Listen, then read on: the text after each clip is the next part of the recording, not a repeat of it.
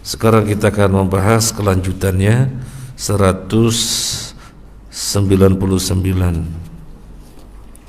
Seperti biasa kita baca ayatnya terlebih dahulu, kemudian nanti dibantu dibaca terjemahnya.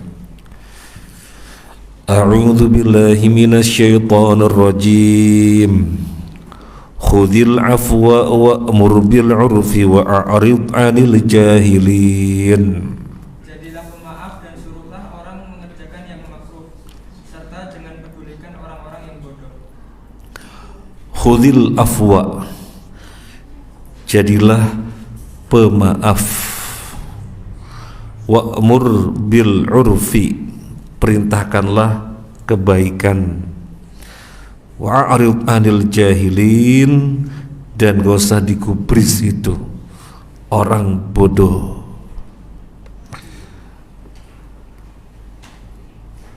Hadhihi al-ayah jami'atun li husnil khuluqi ma'an nas. Ayat ini adalah ayat yang jami', yang mencakup bab akhlak yang seseorang harus memiliki ketiganya di dalam bergaul sesama manusia. Banyak pembahasan tentang akhlak, banyak macam-macam akhlak, tetapi Syekh As-Sa'di mengatakan yang disebutkan dalam ayat ini yaitu 3 perkara tadi: menjadi pemaaf, memerintahkan kebaikan, enggak usah ngerewes, enggak usah gubris orang bodoh. Ini ayat jami'ah, ayat yang menghimpun, ayat yang menghimpun perkara-perkara yang berkaitan dengan akhlak. Wa ma yanbaghi fi muamalatihim, apa yang seyogianya manusia miliki di dalam bergaul sesama manusia adalah 3 hal ini. Falladhi yanbahi ayyu'amila bi'annas ayyakhuda al-afwa, salah satunya adalah menjadi pemaaf. Ma sumihat bihi anfusuhum, memiliki jiwa yang senantiasa plong. Orang lain berbuat sesuatu yang merugikan kita, ya lewat sudah begitu, tidak terendapkan, kemudian terpikirkan, apalagi merencanakan kapan balas, enggak, sudah plong. Ya barangkali nggak sengaja, ya barangkali tergelincir, ya barangkali, jadi memaafkan, plong. Kemudian wa ma sahula alaihi minal a'mal wal akhlaq, menjadi orang yang mudah, menjadi orang yang mudah. Orang yang mudah itu bagaimana? Gambarnya begini, Mas, tolong temui Bapak Fulan. Oh ya siap, kalau temui Bapak Fulan saya mau. Tapi yang penting jangan temui Bapak Fulan ya, orangnya sulit, bulat. Nah, berarti belum mudah. Kalau kita mau menemuinya malas, soalnya sulit, bulat, ribet, ngene ngono, oh berarti dia belum mudah. Tetapi orang yang baik adalah orang yang mudah. Bahasa kita beralih gampangan. Selama tidak menyelisih syariat, orang tersebut suka bersikap gampang. Ya wis oke lah, gampang. Ya wis enaknya gimana lah. Ini akhlak yang baik selama tidak menyelisih syariat. Kemudian fala yukallifuhum ma la tusmah bihi taba'iruhum, tidak pernah membebani orang dengan sesuatu yang tabiatnya terasa berat. Artinya kita ngerti kondisi orang lain. Sekiranya begini, oh memberatkan dia. Sekiranya begini, wah nanti terbebani. Jadi peka, peka terhadap sekitar, sehingga jangan sampai membebani mereka dengan sesuatu yang mereka merasa keberatan. Ini masih pengertian tentang khudil afwa, menjadi pemaaf. Masih pengertian khudil afwa. Bal yashkuru min kulli ahadin ma qabalahu bihi.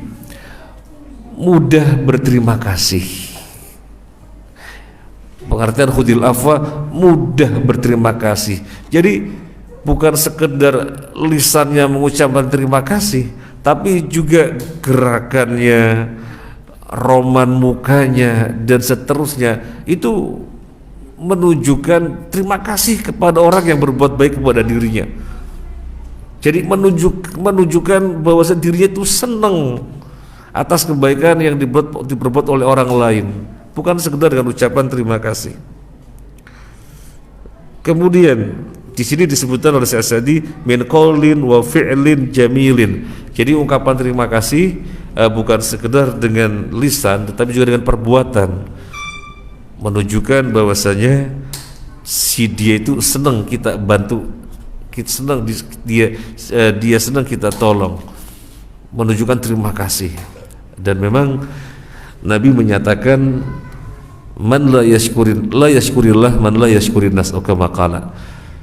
Tidak dikatakan bersyukur kepada Allah orang yang tidak bisa berterima kasih kepada sesama manusia. Yang tidak bisa terima kasih kepada orang lain berarti dia tidak bersyukur kepada Allah. Artinya menjadi tanda ini orang yang bersyukur apa tidak, saya ini orang yang bersyukur apa tidak. Maka kita bisa melihat diri kita ketika kita suka mengungkapkan terima kasih kepada orang lain atas kebaikan mereka, berarti insya Allah kita termasuk orang yang bersyukur. Ada salah paham yang dipahami oleh sebagian orang. Mereka memahami ayat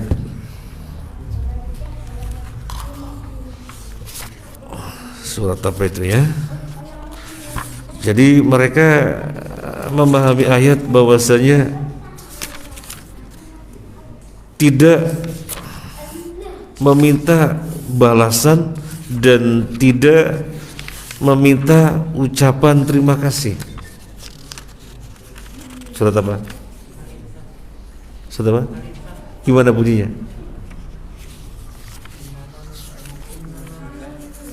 Innama nut'imukum liwajhillahi la nuridu minkum jazaan wala syukura. Jazakallahu khair. Kami ini memberi makanan kepada kalian karena mengharapkan wajah Allah, enggak mengharapkan balasan dan enggak mengharapkan terima kasih. Ini ayat Al-Quran. Sebagian orang salah memahami. Kalau ada orang ngasih, dia ngucapin terima kasih, enggak. Kemudian berusaha memberikan balasan juga enggak. Soalnya ada ayat ini, orang yang ngasih ikhlas itu tidak ngarepin balasan terima kasih dan tidak ngarepin dikasih balasan timbal balik. Makanya saya nggak bilang terima kasih, saya juga nggak mau ngasih balasan hadiah. Ini salah paham. Dan memang ada ketika dinasihati oleh kawannya, Mbok Yahoo bilang terima kasih, loh dia nggak ikhlas ya, loh keliru. Jadi ayatnya benar tetapi diarahkan pada sasaran yang keliru. Ayatnya benar, yang dimaksud adalah ya, bahwasanya orang ketika berbuat apapun merem sudah, hanya mengharapkan balasan dari Allah. Jadi ini ditujukan kepada orang yang berbuat. Adapun orang yang menjadi objek, bukan ini ayatnya. Malah Syekh Sa'di menjelaskan khudil afwa. Pengertian dari khudil afwa adalah suka berterima kasih atas kebaikan orang lain, baik secara ucapan atau secara perbuatan. Dan Nabi SAW juga bersabda, barang siapa yang berbuat baik kepada kalian, maka balaslah kebaikan tersebut. Seandainya tidak bisa membalas, maka doakanlah sehingga Anda merasa sudah membalasnya. Jadi ini dalil untuk orang si objek tadi, ucapin terima kasih dan berpikir kapan suatu ketika bisa ngasih gantian, ngasih hadiah, gantian ngasih sesuatu. Jadi sendiri-sendiri ayatnya. Seperti misalnya seorang tamu datang, bilang ke tuan rumahnya, ini tamu, ente enggak menghormati saya, di mana keimanan ente? Nabi SAW bersabda, la yu'minu ahadukum hatta yukrima dhaifah. Tidak beriman seorang di antara kalian hingga memuliakan tamunya. Ini tamu ente kok gak menghormati aneh? Tuan rumahnya sebel, sudah 3 hari diusir. Loh, kok kamu usir saya? Sudah 3 hari. Ini gara-gara salah penempatan gitu ya, gara-gara salah penempatan. Nah, jadi Syekh Sa'di mentafsirkan khudil afwa diantaranya adalah bal yashkuru min kulli ahadin ma qabalahu bihi, berterima kasih kepada setiap orang yang menyambutnya, yang menerimanya, yang berbuat baik apapun, baik secara ungkapan, ucapan terima kasih ataupun dengan perbuatan. Sekaligus kita lebarkan, bahkan yang menjadikan para wanita ahli neraka yang terbanyak, penyebab terbanyak kaum wanita di neraka adalah karena nggak bisa terima kasih, karena nggak bisa terima kasih kepada suaminya. Yakfurna al-ba'la, kata Nabi SAW.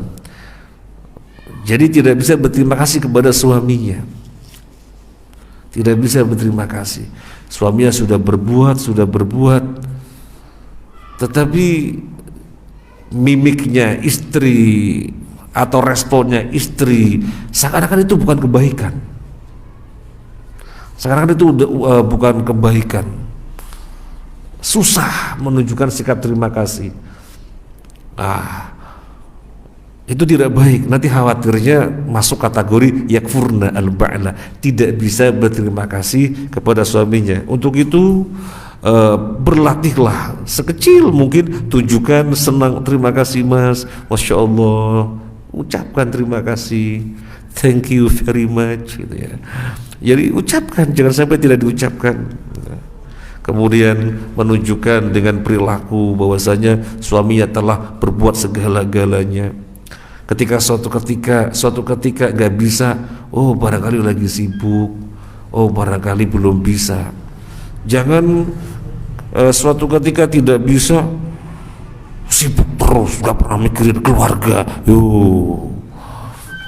Seakan-akan suami nggak pernah berbuat apa-apa.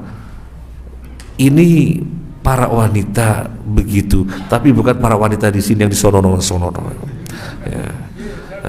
Sono yang sini insyaallah enggak ya. Nah. Kemudian yang berikutnya, wa yatajawazu min taqsirihim, melewatkan kesalahan orang lain. Melewatkan kesalahan orang lain, justru barangkali makna utama dari kalimat ini khudil afwa bagi kita adalah ini, khudil afwa, jadilah pemaaf. Yang terbersih dalam kita justru tafsir ini, yatajawazu an taqsirihim, melewatkan kesalahan orang lain. Ternyata bukan ini saja, banyak tadi sebelumnya pengertian khudil afwa. Orang lain berbuat salah, kita lewatkan. Orang lain merugikan kita, kita nggak ingat-ingat, terus lewatkan. Tetapi ada ketentuannya. Ketentuannya apa? selama kesalahan yang diperbuat oleh orang tersebut karena ketergelinciran, karena kekhilafan. Kalau kesalahan atau kedzaliman yang diperbuat oleh seseorang yang menyakiti kita, merugikan kita, bukan ketergelinciran, bukan karena kekhilafan, tapi memang orang tersebut mereknya merek tukang zalim, orang tersebut memang tukang ganggu, oh ya nggak hudil afwa, nggak boleh hudil afwa, nggak boleh.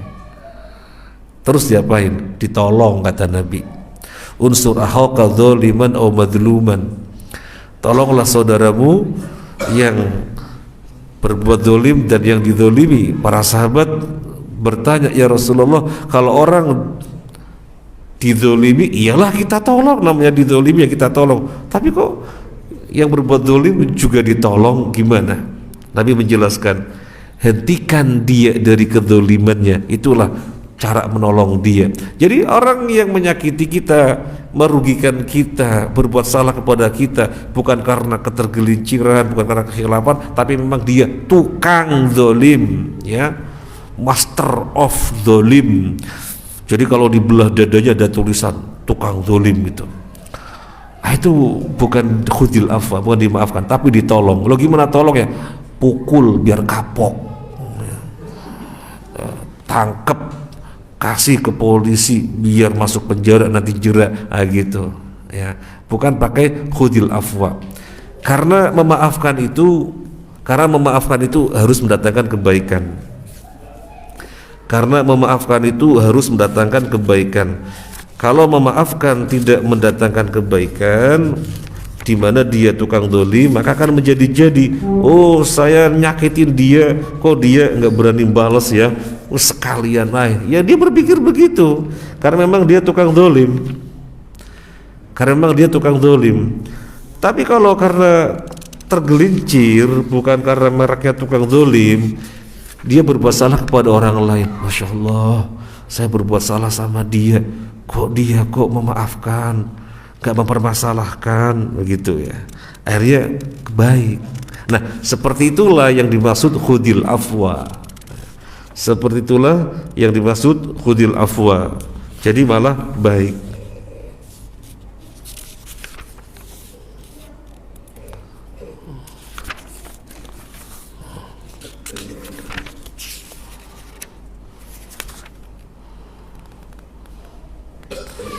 Di dalam surat Asy-Syura ayat 40, surat Asy-Syura ayat 40, nanti dibantu terjemahnya ya. Wa jazaa'u sayyi'atin sayyi'atum mithluha, yang berikutnya, faman 'afa wa aslaha fa ajruhu 'ala Allah innahu la yuhibbudz zalimin. Surat Asy-Syura surat 42 ayat 40.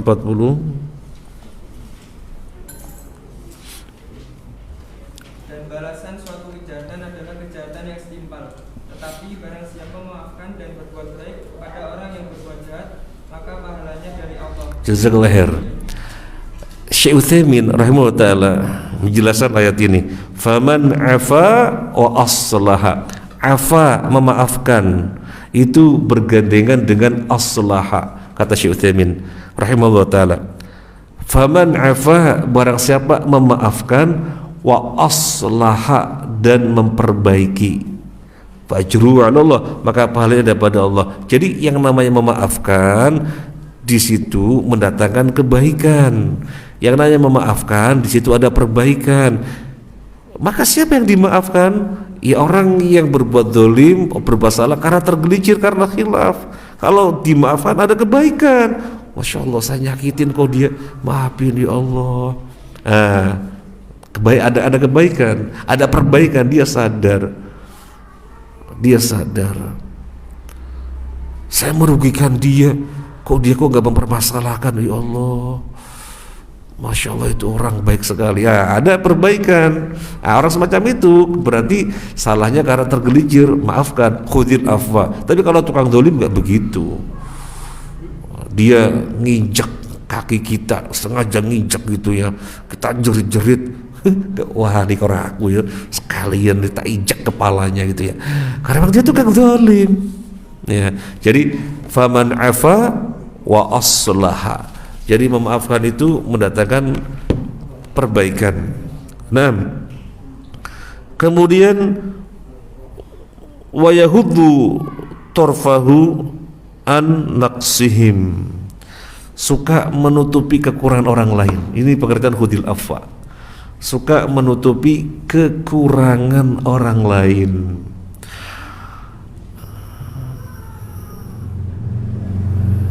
Jadi si fulan ada kekurangan, si fulan ada kekurangan, ya kita melewatkan. Ya namanya orang bukan malaikat, pasti ada kekurangannya. Tapi kan kekurangannya ini. Lebih banyak mana kekurangannya dengan kebaikannya? Kalau kekurangannya tidak seberapa dibandingkan kebaikannya, berarti dia orang baik. Maka cari 70 alasan untuk memakluminya, sehingga kita tidak pernah membenci dia.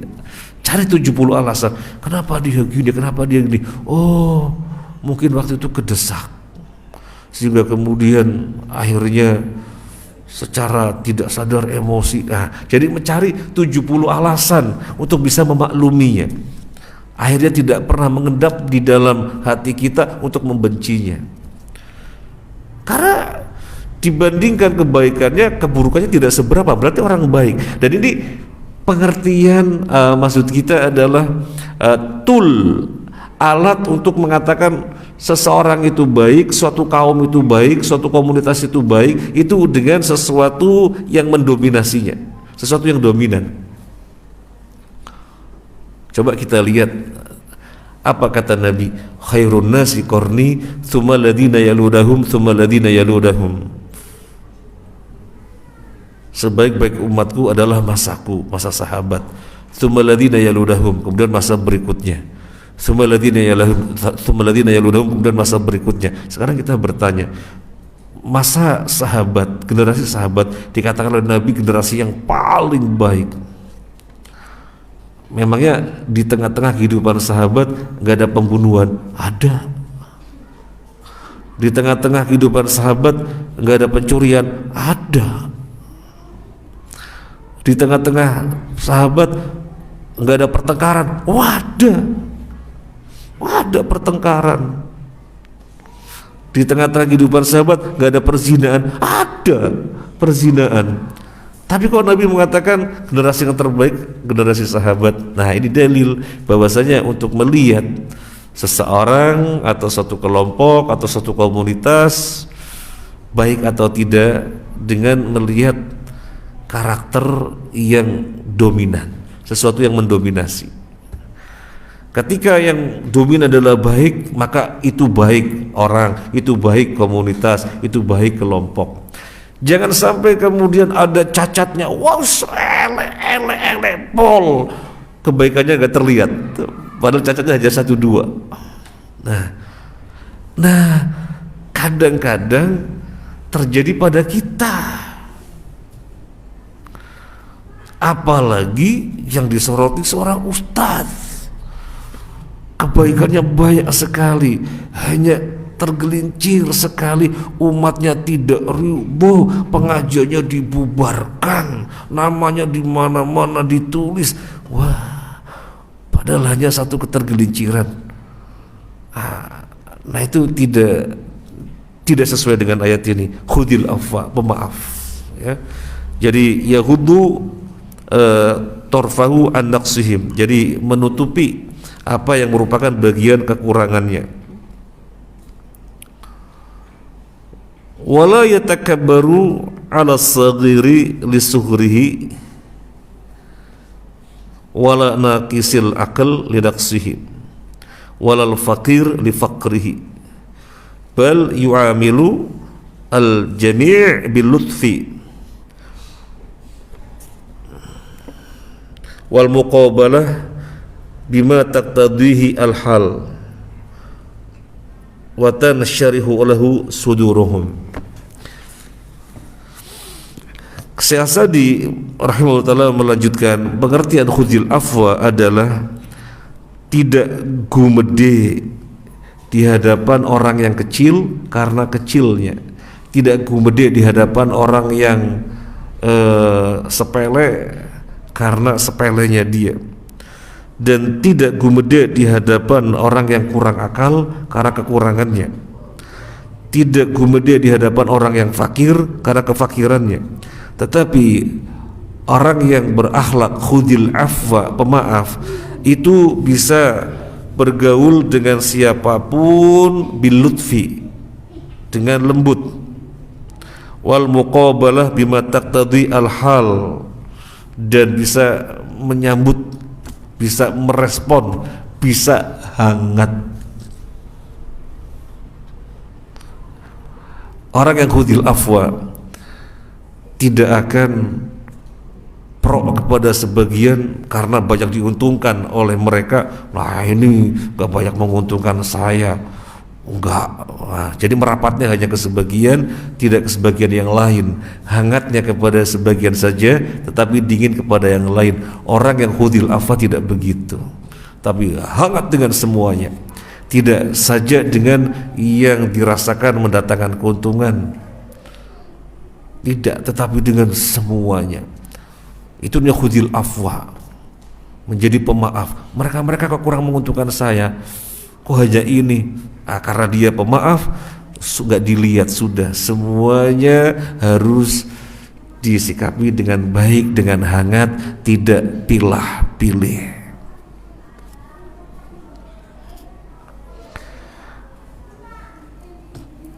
Pengertian khudil afwa tadi adalah gampangan, ya. Jadi orang yang gampang. Kita jadi ingat satu hadis yang sudah kita bacakan ba'da subuh. Kita nukil kembali karena terkait dengan temanya. Hadisnya dari Abdullah bin Mas'ud radhiyallahu an, dikeluarkan oleh Imam At-Tirmidzi. Qala Rasulullah sallallahu alaihi wasallam, ala ukhbirukum biman yahrumu 'alan nar au biman tuhramu 'alaihi an-nar. Tahrumu 'ala kulli qaribin hayyinin layyinin sahlin. Nabi sallallahu alaihi wasallam bersabda, mau enggak kalian aku beritahu siapakah orang yang diharamkan masuk neraka, atau kepada siapakah neraka diharamkan baginya, atau neraka diharamkan untuk memakannya? Nabi bertanya dan Nabi menjawab sendiri. Memang itu metode pengajaran, di antara metode pengajaran. Bertanya kemudian dijawab sendiri. Bertanya maksudnya biar mereka fokus. Setelah dilihatnya fokus, dijelaskan sebagai jawabannya. Nabi menjawab, neraka itu diharamkan untuk orang yang dekat. Apa tadi? Qarib. Kemudian hayyin, lemah lembut. Kemudian layyin, tidak gegabah.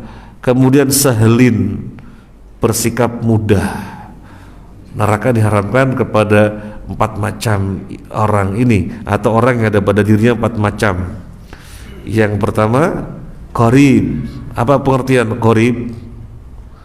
Hangat kepada siapapun, tidak pilih-pilih kawan. Kepada sebagian hangat, kepada yang lainnya dingin.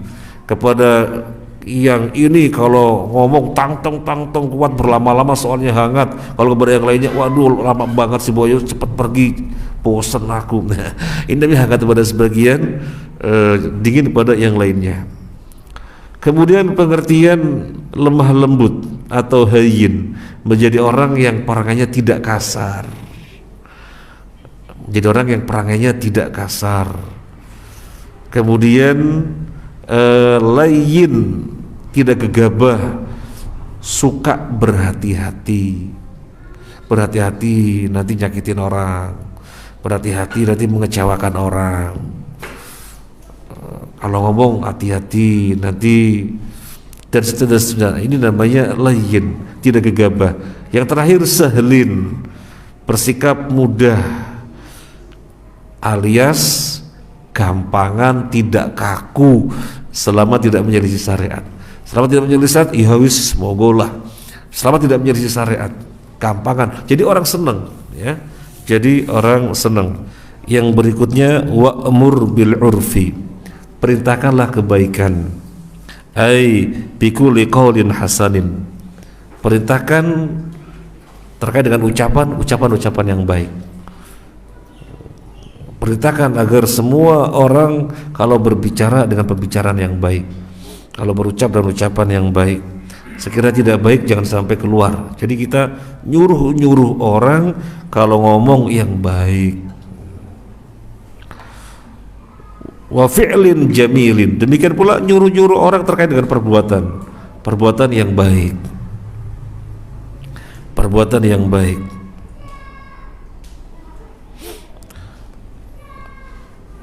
Ada orang butuh bantuan, kawannya nggak peka, ya disuruh, itu loh dibantu teman kamu kok nggak peka sih, ya dengan bahasa yang bagus. Ini namanya nyuruh berbuat baik.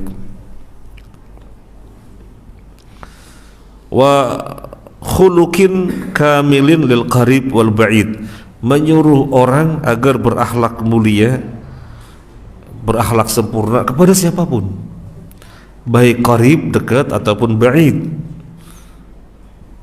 Jangan berakhlak mulia kepada orang-orang yang dirasa dekat saja atau kerabatnya saja. Orang-orang yang jauh tidak, jangan sampai, tapi berbuat baik kepada siapapun. Faj'al ma yati ila nasi minka imma ta'limu ilmin aw hadthun ala khairin min silaturahim aw birrin waddin aw islahin min bainin nas aw nasihatin nafi'atin aw ra'yin musibin aw muawanatin ala birrin wat taqwa aw zajrin an qabihin aw irsyadin ila tahsili maslahatin diniyatin aw dunyawiyatin. Oh, banyak sekali. Jadi satu rekaan koma. Kok enggak titik-titik ya? Kenapa sudah enggak kuat enggak titik-titik? Upayakan yang datang dari Anda kepada orang lain apa? Yang datang dari kita untuk orang lain itu apa? Ta'limu ilmin, ngajari ilmu. Ilmu apa yang kita punya kok ada orang butuh, kita ajarkan.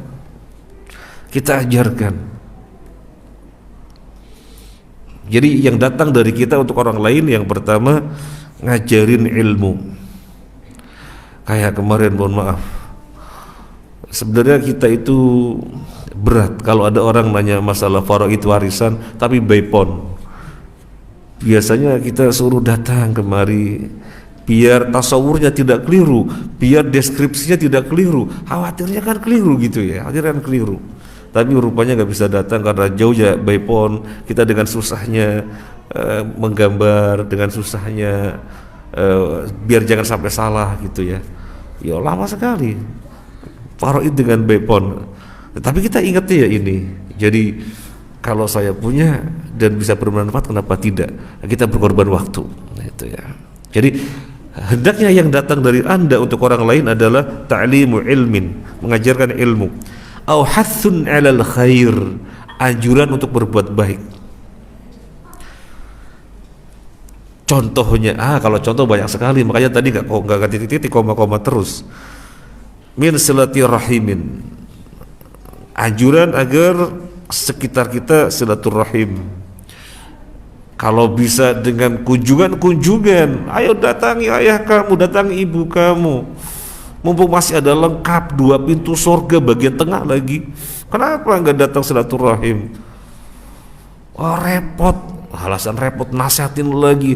Repotnya kayak apa? Masih bisa dicarikan waktu. Wong bapak ibu kamu dulu ngopain kamu, kalau gak bilang repot. Nasihatin agar silaturahim. Kepada paman, kepada bibi, ya, anjurkan agar silaturahim. Memang kita harus akui, kita dalam bab silaturahim kalah jauh dari orang Arab. Soalnya orang Arab ada tradisi yang sangat mendukung, tradisi yang berupa menghafal nasab. Maka ini akan mendukung mereka untuk kuat silaturahimnya. Sehingga sampai berapa itu masih paman pertama, paman kedua, paman ketiga, paman keempat, sepupu pertama, sepupu kedua, sepupu ketiga, sampai sepupu berapa, dan nyambung ya.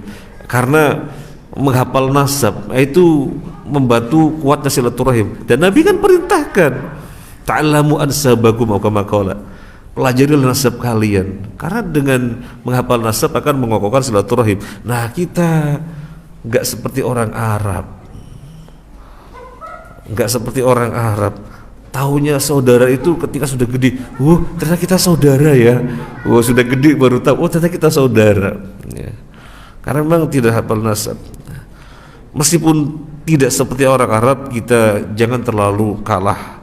Jadi kuatkan silaturahim. Ini hatsun ala khair, kuatkan silaturahim.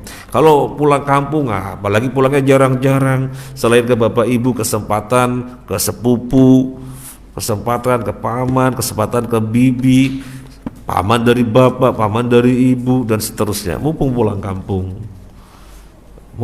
kampung, Ustadzul Haris rahimahullah taala pernah bercerita di sini dulu pas kunjungan ke seorang syekh di Saudi. Kemudian diajak, yuk mengunjungi paman saya sakit di rumah sakit. Ngikut ke rumah sakit. Ustadzul Haris apa kata beliau? Saya kira paman yuk kakaknya bapak atau adiknya bapak, kakaknya ibu atau adiknya ibu. Tapi beliau menjelaskan gak tahu dan nomor berapa, jauh sekali. Itu Arab dan masih deket ditengok, ya, dijenguk ya. Kita kalah. Barangkali kita akan mengikuti tradisi yang baik agar kuat nasabnya dimulai dari kita. Jadi di belakangnya nama anak kita dikasih nama untuk marga ya. Misalnya Haris Salim misalnya gitu, Hanafi Salim. Nanti Haris punya anak namanya siapa? Ahmad Haris Salim gitu. Nanti di mana-mana Salim, SPR ya, akan gitu. Jadi dimulai ya. Dan banyak sudah memulai biar nyambung nasabnya. Kemudian yang berikutnya birri walidaini, birrul walidain, berbuat baik kepada bapak ibu. Berbuat baik kepada bapak ibu, berbakti kepada bapak ibu itu bukan ketika hidup saja, apalagi ketika hidup, sudah wafat pun masih diperintahkan. Di antara berbakti kepada bapak ibu ketika sudah wafat, bersedekah atas nama keduanya, menghajikan, mengumrohkan atas nama keduanya. Dan mungkin banyak yang kaget, tetapi ini petunjuk dari Nabi. Siapa kawan dekatnya disambung. Bapak atau ibu dulu punya kawan dekat si fulan, didatengin, sambung. Pak, saya putranya fulan. Kaget mesti, disambung. Itu diantara bentuk bakti. Abdullah Ibnu Umar bin Khattab radhiyallahu an suatu ketika melakukan safar dengan onta dan keledai, dua kendaraannya. Di tengah jalan Abdullah Ibnu Umar radhiyallahu an berhenti memeluk orang yang ada di hadapannya, orang Badui. Orang Badui ini dikasihkan sorbannya beliau, sorbannya dilepas dikasihkan, dihormati sedemikian rupa, kemudian keledainya diberikan. Yang satu rombongan heran, Abdullah bin Umar, ini orang Badui, dikasih dengan sedikit saja senangnya sudah luar biasa. Anda kasih sorban ente kasih keledai Anda, luar biasa. Apa jawabannya? Abdullah bin Umar mengetahui sunnah. Ini orang bapaknya itu temannya bapak saya. Jadi bukan dia temannya bapaknya, tapi orang ini bapaknya temannya bapak saya.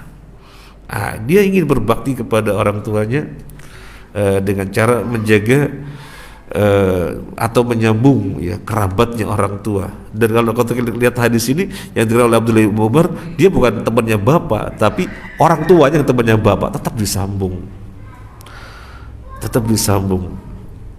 Pernah kita ceritakan di sini Syekh Mamduh Farhan Al-Bukhari hafizahullah taala,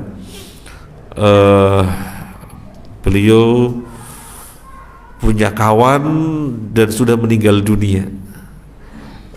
Ketika lagi buka HP muncul namanya, dihapus apa enggak ini ya? Kawan saya sudah wafat ini, dihapus apa enggak ya?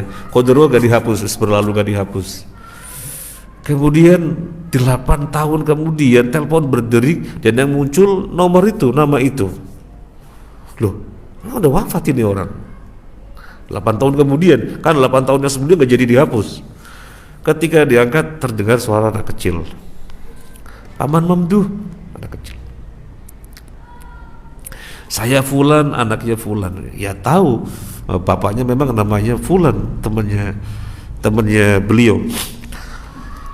Apa Syekh Mamduh kemudian cerita kepada kita? Inilah hebatnya istri, ngajari anak berbakti kepada orang tua. Bahwasanya berbakti kepada orang tua bukan ketika hidup saja, tapi juga ketika sudah meninggal dunia. Di antara bentuknya ya ini, menyambung kekerabatan. Kemudian yang berikutnya, islahim bainan nas, mendamaikan pihak-pihak yang bertikai.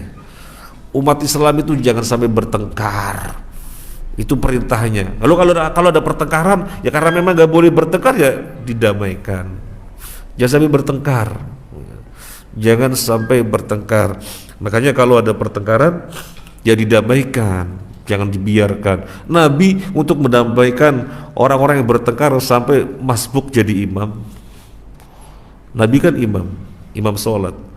Karena harus mendamaikan orang bertengkar, Nabi jadi imamnya masbuk. Jadi ada kaum bertengkar, maka Nabi tinggalkan tempatnya menuju kaum yang bertengkar, mendamaikan.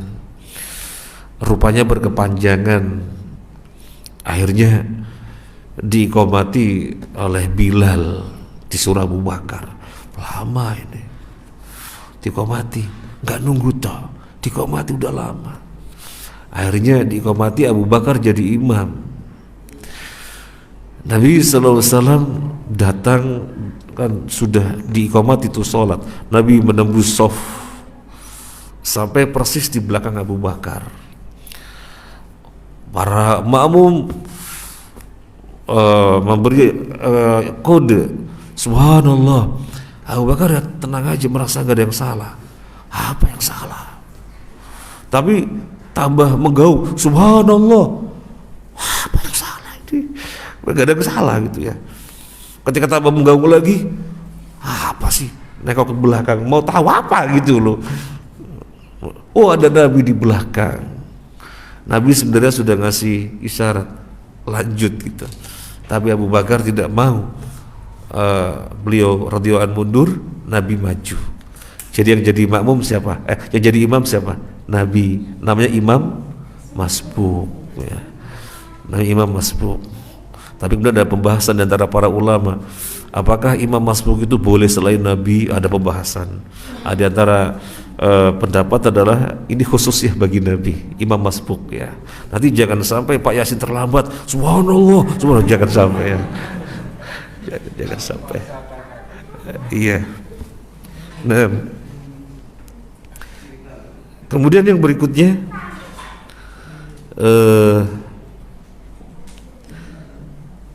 au nasihatin nafiatin, nasihat yang bermanfaat. Ini sesuatu yang baik untuk orang lain. Beri nasihat yang bermanfaat. Karena ada kala itu orang tidak tahu. Bener, kita ngiranya dia itu kok ngono ya. Begitu kita nasihati, ternyata memang belum tahu. Jadi dia bertindak dengan satu tindakan kita melihat kok tidak pas, kok ngono ya. Seharusnya tidak begitu, seharusnya dia tahu jangan begitu. Ketika kita tabayun, memang belum tahu, dia jawab apa? Saya lo laki-laki, masa laki-laki diem? Oh berarti nggak tahu, dikiranya asal laki-laki pat. Oh enggak gitu ya. Ya ada batasan-batasannya meskipun dirinya laki-laki. Kemudian yang berikutnya, ra'yin musibin, ngasih ide-ide yang bagus ya, ngasih ide-ide yang bagus gitu. Kayak takmir beberapa yang lalu kumpul, ada ide-ide gimana nih yang bagus ini untuk lebih hidupnya syiar Masjid Thaibah. Jadi ide-ide ini termasuk kebaikan. Au muawanatin ala birrin wa taqwa, saling tolong menolong di dalam bir dan takwa. Apa bedanya bir dan takwa? Apa bedanya? Kalau di terjemahan, kalau dalam terjemahan bir kebaikan, takwa takwa. Wa ta'awanu 'alal birri wat taqwa. Bedanya apa? Itu sama kayak Islam dan iman. Sama. Idza ijtama'at iftaraqat wa idza iftaraqat ijtama'at. Sama kayak Islam dan iman. Islam dan iman kalau keduanya disebutkan berbarengan artinya terpisah sendiri-sendiri. Islam ibadah zahir, iman ibadah batin. Sendiri-sendiri maknanya. Tapi kalau disebutkan sendiri-sendiri artinya berbarengan. Kita misalnya mengatakan mari kita tingkatkan keislaman kita, itu bukan berarti meningkatkan ibadah-ibadah zahir saja, iman batinnya nggak perlu, bukan, batin masuk di dalamnya. Demikian pula kalau kita mengatakan mari kita tingkatkan keimanan kita, bukan berarti kita meningkatkan yang terkait dengan keyakinan hati saja, ibadah zahir nggak perlu, enggak, ibadah zahir masuk di dalamnya. Jadi idza istama'at iftaraqat, idza iftaraqat istama'at. Kalau disebutkan berbarengan maknanya terpisah sendiri-sendiri, dan kalau disebutkan terpisah sendiri-sendiri maknanya berbarengan. Sama bir dan takwa. Bir itu artinya berbuat ketaatan. Takwa artinya menjauhi maksiat. Ini artinya. Bir itu berbuat ketaatan, takwa itu menjauhi maksiat. Jadi kalau disebutkan berbarengan artinya sendiri-sendiri. Wa ta'awanu 'alal birri wat taqwa, tolong menolonglah dalam bir dan takwa. Berarti bir berbuat ketaatan, takwa menjauhi maksiat. Tapi kalau disebutkan sendiri-sendiri, para jamaah salat Jumat, mari kita tingkatkan ketakwaan kita. Bukan berarti hanya menjauhi maksiat, enggak mau berbuat ketaatan, enggak. Jadi menjauhi maksiat iya, berbuat ketaatan masuk di dalamnya, dan juga sebaliknya. Kemudian auzajrin an qabihin, mencela suatu keburukan. Jadi jangan sampai suatu keburukan dipuji-puji. Yang namanya suatu keburukan ya harus dicela ya. Jangan dibalik, yang baik dicela, yang buruk dipuji, jangan. Au irsyadin ila tahsili maslahatin diniyatin au dunyawiyatin, memberi arahan-arahan untuk mencapai kebaikan urusan ukhrawi dan urusan duniawi. Arahan-arahan. Kalau memang kita lebih pengalaman, kita kasih arahan-arahan biar usahanya maju. Itu kebaikan, dan jangan dikira tidak berpahala. Itu urusan dunia. Ya urusan dunia, tetapi untuk kemaslahatan orang lain berpahala. Jangan dikira tidak berpahala. Demikian juga arahan-arahan terkait dengan urusan akhirat. Ini penjelasan tentang wa'mur bil urfi wa'rid 'anil jahilin belum cukup waktunya. Insyaallah yang akan datang. Terima kasih atas kebersamaannya. Mohon maaf atas hal-hal yang kurang berkenan. Subhanakallahumma wa bihamdika asyhadu an la ilaha illa anta astaghfiruka wa atubu ilaik. Assalamualaikum warahmatullahi wabarakatuh.